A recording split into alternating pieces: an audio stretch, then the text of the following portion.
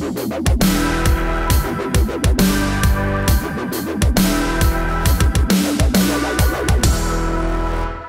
it at long last the end of Clinton Incorporated? It just might be. Maybe. Possibly. Who knows? They're slippery, aren't they? I'm Steve Green with Bill Whittle and Scott Ott, and this is your right angle on maybe the end of the Clinton machine, brought to you by the members of BillWhittle.com. Gents, it's been a tough week for Bill and for Hillary. Although, you know what? In a sane world, it would have been the end for them 25 years ago when they did that 60 Minutes interview with the very first bimbo eruption back during the Democratic primaries. When it went on, I guess it was 60 Minutes. And are the allegations true? And Bill Clinton says, the allegations are not true. And then the light falls down on them like a lightning bolt from God, saying, you big fat liarhead. To say that you've never had an extramarital affair. That allegation is false. She was terrified. You know, an average person, Mary and Joseph.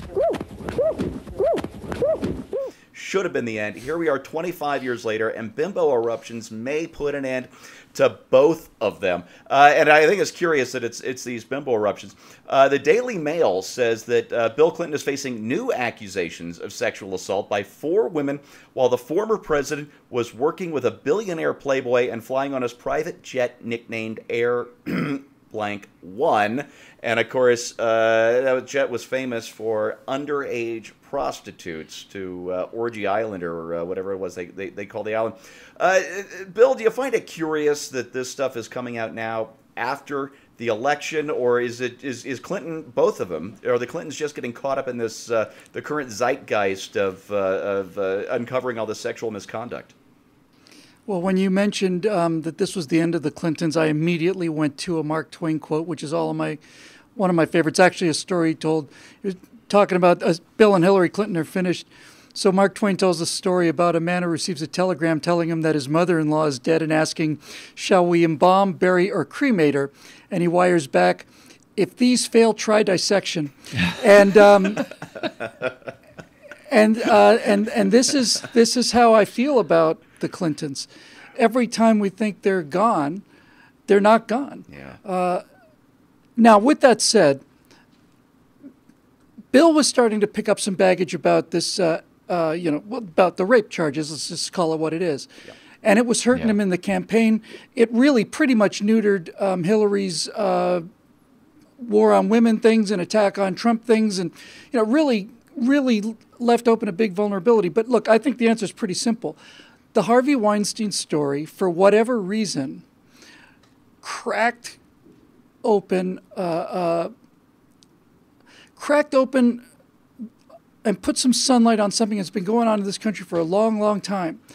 And no one can really say why that happened, except for the fact that, as in many cases like this, the country becomes psychologically ready for something, and then a trigger that maybe wouldn't have worked 2, 3, 4 years ago, maybe even 2, 3, 4 months ago, suddenly there's enough of a change in the culture and the trigger happens. So Harvey Weinstein is accusations are filed against him by essentially an unknown person. Unknown person just decided to do it. And then some famous actresses started speaking up, and that added a lot of credibility and steam to it. And then once Harvey Weinstein was on the way down, other people began to realize, now maybe these guys are not immortal, and maybe they're not immune to this kind of thing after all. And it just cascades and cascades and gets bigger and bigger and bigger. And this is not the same world as Bill Clinton's world of, chasing tail is probably how he would put it back in the mid-'90s. He's in real trouble over this. Harvey Weinstein is facing actual rape charges, is my understanding. They're certainly putting together a case for that. He's in trouble. And as far as Hillary goes, I think Hillary has done enough damage to the Democratic Party that her cloak of invisibility, as far as the press is concerned, is wearing pretty thin. I think if there was a really good story with solid evidence about some of her collusion, they may throw her under the bus that she's thrown so many other people under, literally and figuratively, that I'd be worried if I was both of them. Yeah, well, I would love to see jail time for either one or both of them. I'm afraid that's not going to happen. We're just going to have to settle for them losing their ability to peddle influence, which isn't so bad. I wish it was more. But let me just interrupt you. why is jail time out of the question? I mean, I know we know why, and I suspect you're right. Yeah.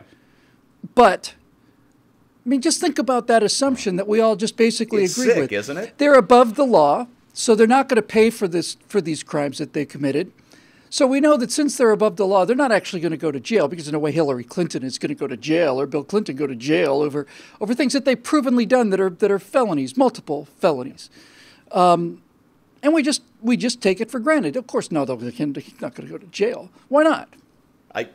Again, the swamp is so thick and so deep and so fetid and all the rest that we could drain it for 100 years and still never put the Clintons away.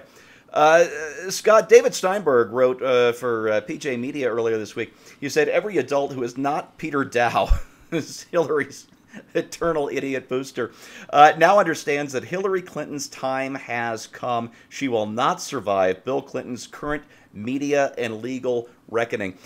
Scott, don't you think that now that even some Democrats are starting to publicly censor Bill Clinton, that there's no way Hillary could survive another run of the Democratic primary in 2020? Or can she sneak through again? This all makes it sound too passive. It makes it sound like something's just happening and there's no way that Hillary can survive. I think the Democrats are done with her. And I think they're doing what a good mob family does when they're done with their leadership.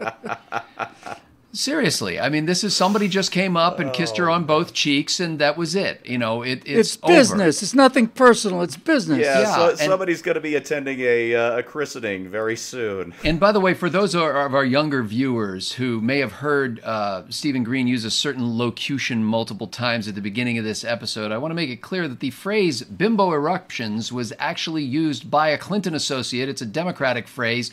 It's used to diminish or demean the women who are making accusations of molestation and sexual harassment and rape against the governor of Arkansas and then president of the United States. Yeah, Scott, it was James Carville, Clinton's political director, who said, you never know what you'll find waving a $100 bill through a trailer park. Yeah, drag a $100 bill through a trailer park. Yeah. So, you know, and I just, and I know Steve knows that, but I just wanted to bring that up because I think sometimes younger people will watch and they think, oh, well, why are they talking about women like that?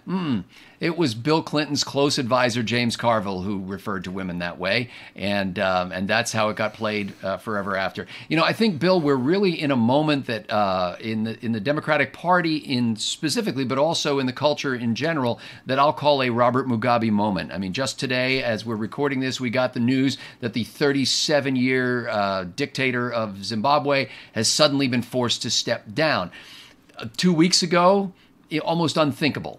And now he's gone. And I think that there is something to be said for the influence of instant communications and the realization that people had that, hey, he's vulnerable. Down he goes. I mean, the moment it was clear that Harvey Weinstein or Robert Mugabe or Bill and Hillary Clinton were weak, immediately they were turned upon and taken down. And that's not always a bad thing. I mean, I think in this case, it's certainly a good thing. Now, what the Clintons will be replaced with in the Democratic establishment, I fear is going to be no better.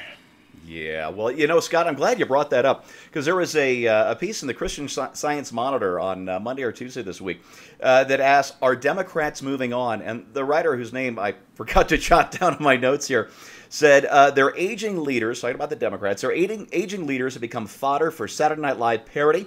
The Democratic National Committee is strapped for cash, and it's locked in an internal battle between the Bernie Sanders wing and the Hillary Clinton wing as it seeks to dig out of years of atrophy under Barack Obama. And until Joe Biden was the leading polling candidate for president in 2020. Joe Biden. And Bill, imagine him trying to get through the primary process with all those creepy hands-on photos of his. By the way, that just to be medically accurate, that wasn't atrophy, Steve. That was leeches and bloodletting conducted by the Obama team.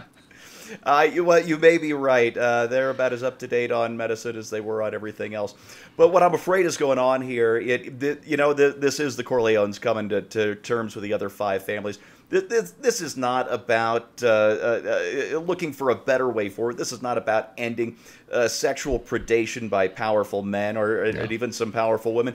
What this is about is clearing the decks to make way for the Democrats' next generation of power users and abusers. Maybe I'm a cynic, but I'm gonna stand by that prediction. We'll see what happens, and we'll keep hectoring the new guys just as much as we've been going after these old guys for 25 years now. And that's your right angle on the end of the Clintons.